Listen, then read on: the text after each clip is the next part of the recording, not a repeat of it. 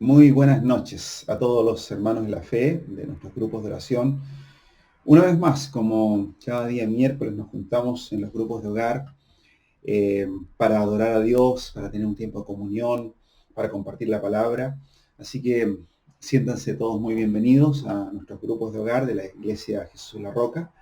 Y como hemos estado estudiando, vamos a ir directo al libro de Romanos capítulo 4, porque estamos en una síntesis o estamos quizás en un panorama bíblico del libro de Pablo a la iglesia en Roma, en capítulo a capítulo, versículo a versículo, pero más bien para entender en cierta forma dónde está el corazón de Pablo en cuanto a la escritura, cuál es la línea temática, cuál es la profundidad de la enseñanza, hacia qué dirección va. Es importantísimo tener un contexto completo de lo que es Romano para poder ir entendiendo los capítulos en forma individual, ¿ya? Así que hemos llegado hasta el capítulo 4 del libro de Pablo a la iglesia en Roma, y como vimos ya la semana pasada en el capítulo 4, eh, Pablo se preocupa de poner dos grandes ejemplos para hablar de este tema de que la justificación es por fe, no por descendencia, no por cumplir la ley. Y los dos grandes ejemplos están basados en dos grandes hombres que son importantísimos para el pueblo judío. Abraham, el patriarca, el padre de la raza judía, y también David, el gran rey de Israel. El tema principal del ejemplo que vimos en el capítulo 4, la justificación de Dios es mediante la fe. O sea, en otras palabras, yo puedo ser justificado, puedo ser perdonado, puedo ser salvado a través de la fe, que es creer en Dios. Y lo podemos entender, ¿por qué? Porque el ejemplo es Abraham, ya lo vimos la semana pasada. Abraham creyó a Dios, y esto fue antes de la ley de Moisés. Y esa fe les fue contada por justicia, dice.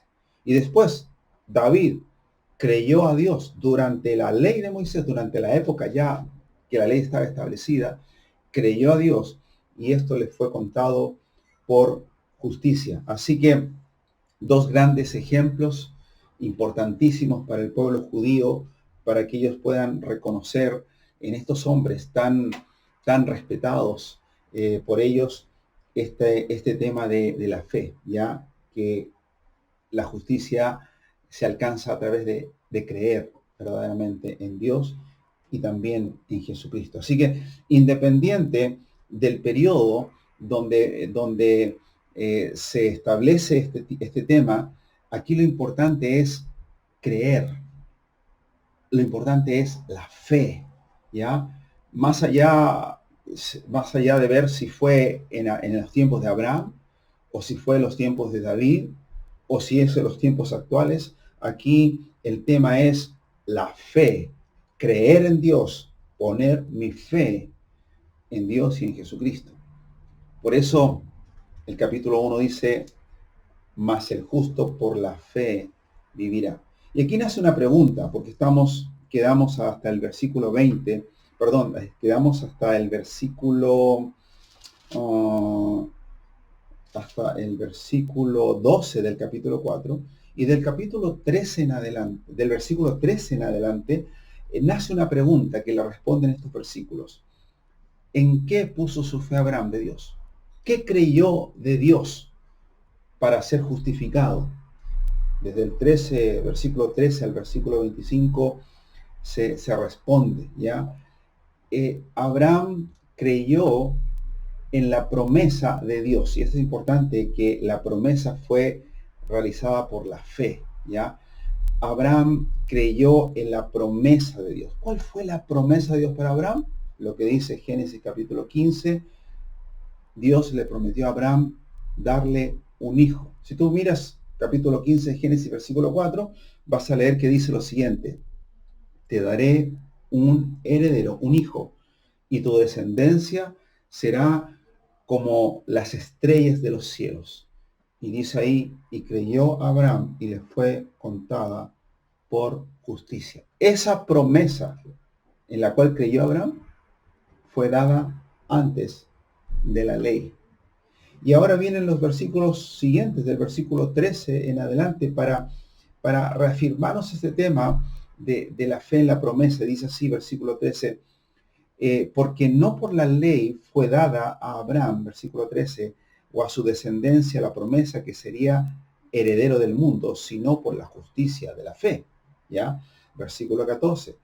Porque si los que son de la ley son los herederos, vana resulta la fe y anulada la promesa. O sea, este tema de la justificación, de la herencia, no tiene que ver con el cumplimiento de la ley. Porque si fuera por el cumplimiento de la ley, entonces esto sería sin objetivo, vano. No habría promesa realmente. Pues, versículo 15, la ley produce ira, pero donde no hay ley, tampoco hay transgresión, dice. Por tanto, es por fe para que sea por gracia, a fin de que la promesa sea firme para toda su descendencia, no solamente para lo que es de la ley, sino también para la que es de la fe de Abraham, el cual es Padre de todos nosotros. Interesante ahí, entonces, la fe en la promesa fue antes de la ley. Y el versículo 17 dice, como está escrito, te he puesto por padre de muchas gentes delante de Dios, a quien creyó, el cual da vida a los muertos y llama las cosas que son como si fuesen. Y Abraham creyó en esperanza contra esperanza, para llegar a ser padre de mucha gente, conforme a lo que se le había dicho, así será tu descendencia. Y no se debilitó en la fe, considerando su cuerpo que estaba ya como muerto, siendo de casi 100 años, o la esterilidad de la matriz de Sara. Tampoco dudó por incredulidad de la promesa de Dios, sino que se fortaleció en fe, dando gloria a Dios. Así que fíjense por qué este hombre es llamado el padre de la fe. Porque la promesa tenía varias razones por la cual él poder dudar de esa promesa. Primero, porque él vio su vejez, casi de 100 años, un hombre que ya estaba a punto de partir de esta vida. Además tenía que considerar que su mujer, Sara, era estéril. Por lo tanto, había muchas cosas humanas que podían impedir esta promesa. Pero él dice en la Biblia que no dudó, no cayó en incredulidad, se mantuvo confiando en la promesa de la venida de este hijo. Y después, para terminar, ahí en el versículo 22, 21, plenamente convencido de que era también Dios poderoso para hacer todo lo que había prometido. Entonces, su fe era la convicción de que tengo un Dios poderoso que puede cumplir todo lo que promete. Y esa es la convicción de que tenemos los creyentes en Dios. Tenemos un Dios poderosísimo que puede cumplir todo lo que promete. Y él dice el versículo 22, por lo cual también su fe le fue contada por justicia. Y aquí Pablo ahora hace una mirada, deja de mirar a Abraham y el pasado y está mirando el presente. Y dice, no, y no solamente respecto a él escribió que le fue contada, dice Pablo, sino también con respecto a nosotros, dice, a quienes ha de ser contada. Esto es a los que creemos en el que levantó de los muertos a Jesús, nuestro Señor, el cual fue entregado por nuestras transgresiones y resucitado para nuestra justificación.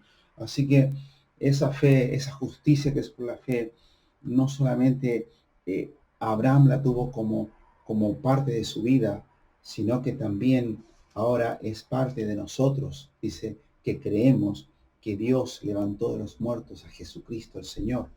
Y ahí entramos de lleno en el capítulo 5, ¿ya? Llegamos al capítulo 5 con ciertos eslogan de claridad. Primero, seremos salvos, no por ser descendientes de Abraham. Somos salvos y justificados no por las obras de la ley, sino que la justicia viene solo por fe. En el Antiguo Testamento, por fe en Dios. En el Nuevo Testamento, por fe en Jesucristo. Esa fe que trajo justificación, que trajo salvación a tu vida y a la mía, entonces produce ciertos frutos, produce cierta transformación, produce un nuevo estado de vida. Y aquí viene la pregunta que va a responder los primeros versículos del capítulo 5. ¿Qué produce este nuevo estado justificado en nosotros? ¿Cuál es el fruto o los resultados de una vida justificada?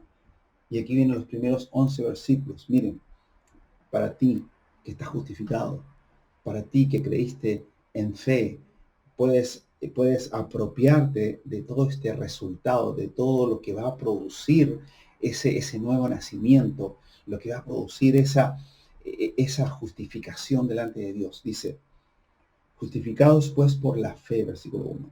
Tenemos paz para con Dios por medio de nuestro Señor Jesucristo, por quien tenemos entrada por la fe a esta gracia en la cual estamos firmes y nos gloriamos en la esperanza de la gloria de Dios. Y no solo esto, sino que también nos gloriamos en las tribulaciones, sabiendo que la tribulación produce paciencia, y la paciencia prueba, y la prueba esperanza. Y la esperanza no avergüenza, porque el amor de Dios ha sido derramado en nuestros corazones por el Espíritu Santo que nos fue dado. Porque Cristo, cuando aún éramos débiles, a su tiempo Cristo murió ¿por quién? Por los impíos. Ciertamente, apenas morirá alguno por el justo, con todo pudiera ser que alguno osara morir por el bueno. O sea, hay gente buena, sí, hay gente justa. Tal vez alguien está dispuesto a morir por un justo, por un hombre bueno. Más, versículo 8, más Dios muestra su amor para con nosotros en que siendo aún pecadores, Cristo murió por nosotros. Pues mucho más, estando ya justificados en su sangre, por él seremos salvos de la ira. Porque siendo enemigos fuimos reconciliados con Dios por la muerte de su Hijo, mucho más, estando reconciliados seremos salvos por su vida. Y no solo esto, sino que también nos gloriamos en Dios por el Señor nuestro Jesucristo, por el Señor nuestro Jesucristo, por quien hemos recibido ahora la reconciliación.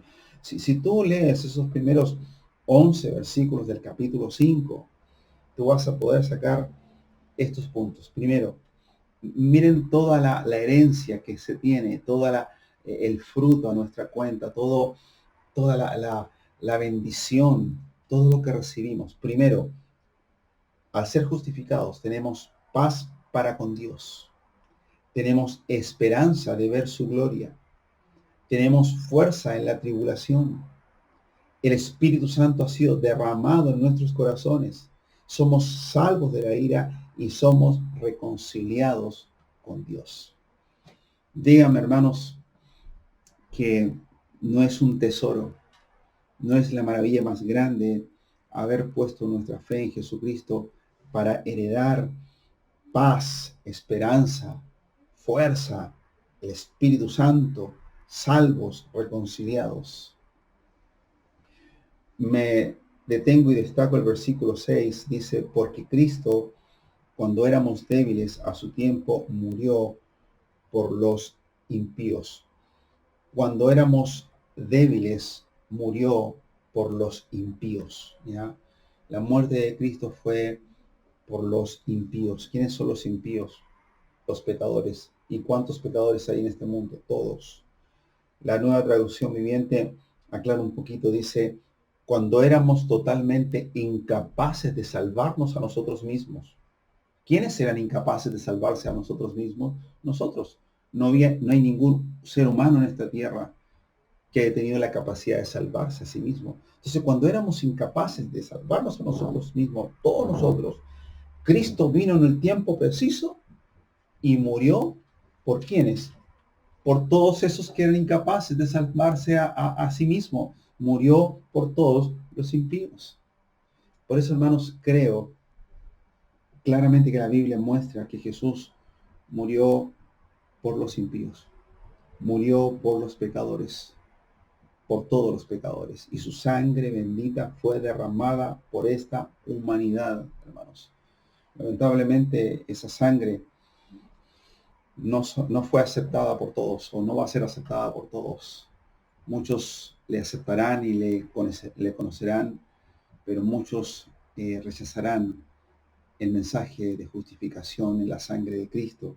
Por eso si uno piensa en la línea temática, volvemos a la línea temática. ¿Cuál es la línea temática? El Evangelio es para todos, judíos y gentiles. ¿Quiénes están bajo juicio de Dios? Todos estamos bajo juicio de Dios. ¿Quiénes tienen excusa para decir yo no soy pecador? Ninguno. Nadie tiene excusa. Todos somos pecadores. ¿Quiénes están bajo condenación? Todos estamos bajo condenación. ¿Quiénes necesitan la justicia de Dios? Todos necesitamos la justicia de Dios. Entonces, Jesús, ¿por quién murió? Por todos. Línea temática. El pensamiento lineal en que Pablo está enseñando a los judíos creyentes y también a muchos gentiles. Por eso, si pensamos en esta línea, hermanos, en esta manera de ver y de comprender la Escritura, si somos fieles a esta línea temática que hemos ido viendo en los primeros 4 capítulos del libro de Romanos, ¿qué entendemos de lo que Pablo está queriendo enseñar a los creyentes en Roma? Una unidad, no un grupo selectivo, no algunos cuantos, no unos pocos, no unos muchos, sino que todos. Por eso cuando leo el versículo 7 dice, nuevamente el capítulo 5, ciertamente apenas morirá alguno por un justo, con todo pudiera ser que alguno osara morir por uno bueno, por el bueno. Ahora mire lo que dice, mas Dios muestra su amor para con nosotros. Mas Dios muestra su amor para con nosotros. Hermanos, ese nosotros, según la línea temática y lo que estamos viendo, ese nosotros sería un grupo exclusivo dentro de los cuales está Pablo. Sería un grupo selecto, unos cuantos, unos pocos, unos muchos, dentro de los cuales está Pablo. Por eso dice nosotros. Hermanos, ese nosotros no es selectivo, sino que ese nosotros habla de los impíos, de la línea que venía hablando de todos los impíos, de todo ser humano. Entonces, Cristo murió por nosotros. ¿Quiénes? Los pecadores. En que aún siendo pecadores, Cristo murió por nosotros. O sea, su amor es por nosotros. ¿Por mí yo soy salvo? Por nosotros los pecadores. Cristo murió por nosotros, murió por mí, que soy salvo. No, por nosotros, los pecadores. Es importante tener eso en cuenta. ¿Y por qué? Porque ahora saltamos al versículo 12 en adelante. Interesantísimo, importantísimo. Miren por favor, dice, por tanto como el pecado entró en el mundo por un hombre entró el pecado en el mundo, en el resto de los hombres, y por el pecado la muerte espiritual, la separación, así la muerte pasó a todos los hombres. Si tan solamente piensas en ese versículo, cuando se habla de mundo, se habla de hombres, de personas. El pecado entró al mundo, a la humanidad, a través de la desobediencia de un hombre. Y por esa desobediencia, la muerte espiritual pasó a todos los hombres. Si bien es cierto, hermanos, el pecado trajo consecuencias sobre toda la creación, el pecado en sí separó al hombre de Dios, mató al hombre espiritualmente. Por lo tanto, ese mundo habla de hombres, de humanidad. Por tanto, como el pecado entró en esta humanidad por un hombre, y por el pecado la muerte, así la muerte pasó a todos los hombres, por cuanto todos pecaron. ¿Ya? 13 y 14. Pues antes de la ley había pecado en el mundo. Antes de la ley, claro, los hombres pecaban. Pero donde no hay ley, no se inculpa de pecado. ¿Ya? No obstante, reinó la muerte desde Adán hasta Moisés, aún en los que pecaron de manera de transgresión de Adán, el cual es figura del que había de venir. O sea, antes de Moisés no había ley, pero había pecado, por supuesto que sí. el hombre pecaba. Pero no se le inculpaba como pecador porque no había una ley que dijera que él era un pecador. ¿Pero pecaba? Por supuesto que sí. ¿Ya? El hombre, desde Adán hasta Moisés, era pecador. Después lo que hizo la ley sacó a luz el pecado y el hombre pudo refrenar ciertas cosas porque la ley lo inculpaba. Ahora, importante el versículo 15, ponga mucha atención. Dice, pero el don no fue como la transgresión, o sea, el regalo de Dios, el favor no merecido que Dios ofreció al hombre, no fue como el pecado, no es comparable al pecado, porque si por la transgresión de aquel uno, por la transgresión, por el pecado de aquel uno, Adán, murieron los muchos, entonces uno piensa, esos muchos son unos cuantos, un gran número, no, son todos. Esa palabra, muchos hermanos, yo no quiero cambiar una palabra y decir otra, solamente que quiero que se entienda el sentido correcto. Cuando dice, por el pecado o la transgresión de uno murieron los muchos, yo tengo que pensar, la Biblia dice en el versículo anterior que por el pecado todos murieron. Ese muchos es una forma de expresión para decir todos murieron. Por el pecado de uno murieron todos, los muchos.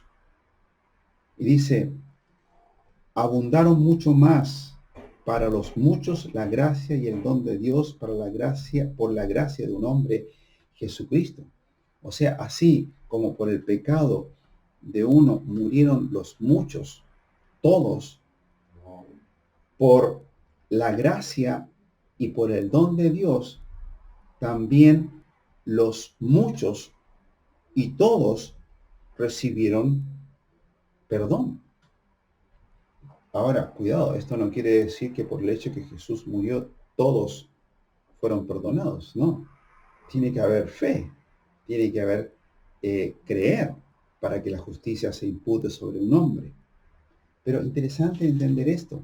Por eso el versículo 16 dice, y con el don, y versículo 16 dice, y con el don, no sucede como en el caso de aquel uno que pecó, porque ciertamente el juicio vino a causa de un solo pecado para condenación, pero el don vino a causa de muchas transgresiones para justificación. Así como el pecado de uno vino y el juicio vino para todos, el regalo también vino para perdonar todos los pecados. O sea, cuando Dios ofreció el regalo al mundo, no era para perdonar el pecado de algunos o un gran grupo de pecados, sino que el pecado de todos. Por eso uno lee Isaías 53, hermanos, y dice, Jehová cargó en él, en Cristo, el pecado de todos nosotros, de un grupo selecto, de solamente algunos, de unos muchos, no, de todos. Y el texto sigue aclarando porque mire lo que dice el versículo 17. Dice, pues si por la transgresión de uno solo, Adán, reinó la muerte, mucho más reinaremos en vida por uno solo, Jesucristo, los que reciben la abundancia de su gracia, el don de la justicia. O sea, si por uno solo reinó la muerte, por uno solo también reinará la gracia y el don de Dios. 18. Así que, como por la transgresión de uno nuevamente, vino la condenación a todos los hombres, y ahí está haciendo el paralelo de la palabra muchos y todos, así como por la transgresión de uno vino la condenación a todos los hombres, de la misma manera por la justicia de uno, Cristo, vino a todos los hombres la justificación de vida. Porque así como por la desobediencia de un hombre nuevamente, los muchos, todos, fueron constituidos pecadores, porque la Biblia dice, y por cuanto todos pecaron, están destituidos de la gloria de Dios. Así que por la desobediencia de uno nuevamente, de un hombre, los muchos, o sea, todos fueron constituidos pecadores, así también por la obediencia de uno, Cristo, los muchos, todos serán constituidos justos. Ahora, ya entendemos que por el hecho de que Jesús murió en la cruz y ofreció su justicia, esto no dice que todo el mundo está justificado, sino que la justicia viene por la fe. Lo que sí dice que todo el mundo, a todo el mundo le es ofrecida la justicia de Dios, pero el justo por la fe vive. Tiene que creer. La justicia es por la fe.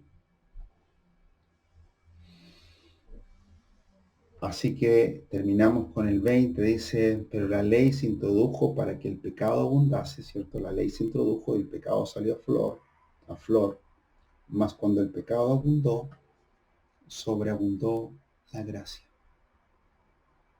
Cada vez que leo este versículo digo, mira, si esta humanidad tiene 1.000.000, si la humanidad fuera 1.000.000 de personas, y si esta humanidad tiene 1.000.000 de pecadores, y ese 1.000.000 de pecadores pecan al día cierta cantidad y producen 10.000 millones de pecados, dice, sobre esos 10.000 millones de pecados, existe 200.000 mil millones de gracia para perdonar ese pecado.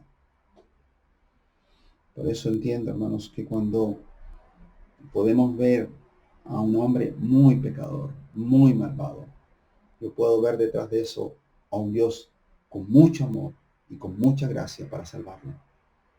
Por eso ahora me cuadra y entiendo por qué Nínive, si era una ciudad en la cual su maldad había subido a tal extremo que Dios dijo, vamos a eliminar a todos estos hombres. Pero sobre esa maldad estaba la gracia de Dios y el amor de Dios para buscar de ellos y ver su arrepentimiento y su búsqueda de Dios. Y después terminamos con el versículo 21, para que así como el pecado reinó para muerte, así también la gracia reine por la justicia para vida eterna mediante Jesucristo, Señor nuestro. Y ahí tengo la doctrina de la gracia, esta doctrina tan mal interpretada, tan mal dirigida. Así como el pecado puso su reinado para la muerte del mundo, la muerte espiritual de los hombres, así yo puedo ver la gracia que puso su reinado para justicia de esta humanidad. ¿Pero cómo? ¿En quién? En Jesucristo, Señor nuestro. Hemos llegado al final del capítulo 5. Si han quedado algunas dudas, importante que lo vuelvas a leer, lo vuelvas a escuchar. Y nos preparamos ya para entrar la próxima semana en el capítulo 6. Gracias a Dios por esta carta llena de gracia, llena de fe, llena de justicia.